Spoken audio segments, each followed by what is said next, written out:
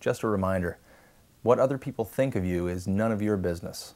Good morning, sports racers. It's Wednesday, April 5th. Talk funny because knowledge is like a little baby. Many of you have asked, paper toilet seat protectors, good or evil? Sports Racer reports. This is a toilet seat protector, the only time when a thin, porous piece of paper is thought adequate in guarding you from venereal disease. Many of you have asked about this flap. Which way does it go?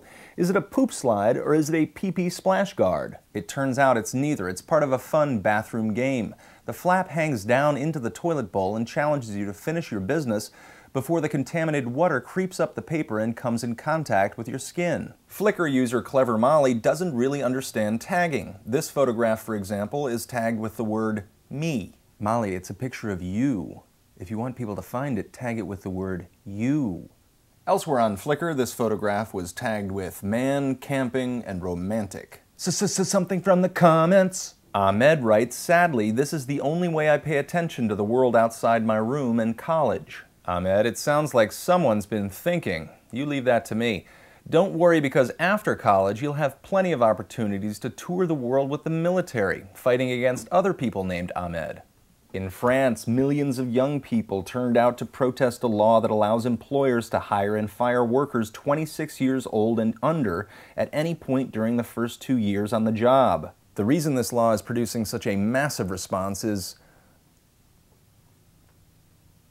I'm not really sure. Just to clarify, French people are foreigners, and foreigners are illegal immigrants who don't live in the United States.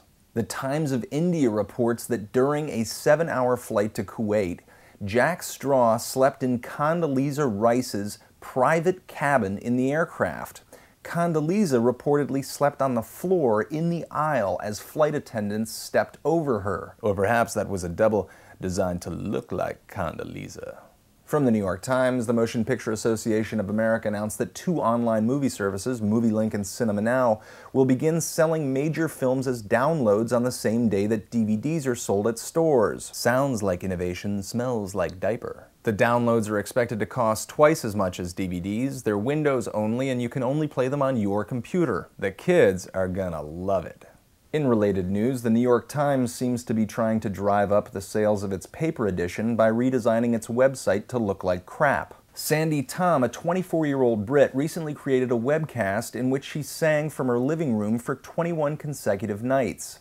By the end of the process, she had a daily audience of more than 100,000 people from around the world. Yesterday, RCA Sony BMG announced that they had signed Sandy Tom to a label. Sony BMG will now put Sandy's music on CDs infected with the rootkit virus and pay her pennies for each album sold. Don't swim upstream, baby. The future was right where you were. Yesterday, the Sunday Herald had a story on the Information Operations Roadmap, a report commissioned and approved by U.S. Secretary of Defense Donald Rumsfeld. The report is full of all sorts of scary crap, urging the Department of Defense to quote-unquote fight the net, and also calls for information and psychological warfare, also known as propaganda. Examples of information warfare listed in the report include the creation of quote-unquote truth squads to provide public information when negative publicity such as the Abu Ghraib torture scandal hits U.S. operations. At least the trains will run on time. Move over MySpace, the Department of Homeland Security may be just as fertile ground for the romping of sex offenders. Brian J. Doyle, a deputy press secretary for the U.S. Department of Homeland Security, was arrested in a child sex sting. While talking dirty to someone he thought was a 14-year-old girl, Doyle revealed he was working for the DHS, gave out his home and office phone numbers, and the number to his government-issued cell phone. This is Zefrank thinking so you don't have to.